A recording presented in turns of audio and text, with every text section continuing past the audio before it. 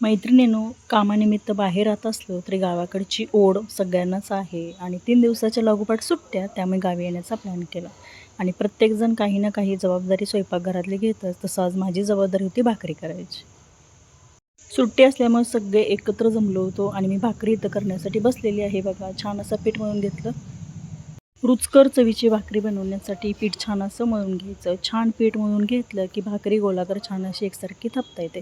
आता तुम्ही व्हिडिओ जर संपूर्ण पाहिला तर मी भाकरी कशी बनवली ते तुम्ही पाहशीलच आणि ती भाकरी कशी झाली ती मला कमेंट करून नक्की सांगा.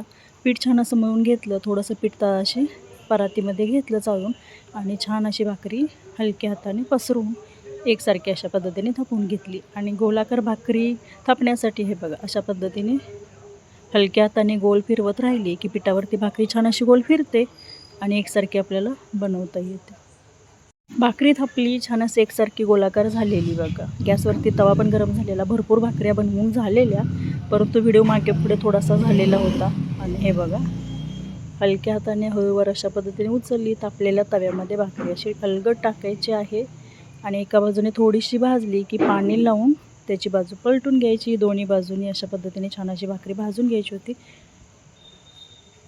हलक्या हाताने हळूवार पाणी लावलं आणि अशा पद्धतीने बघा भाकरी पलटून घेतलेली आहे.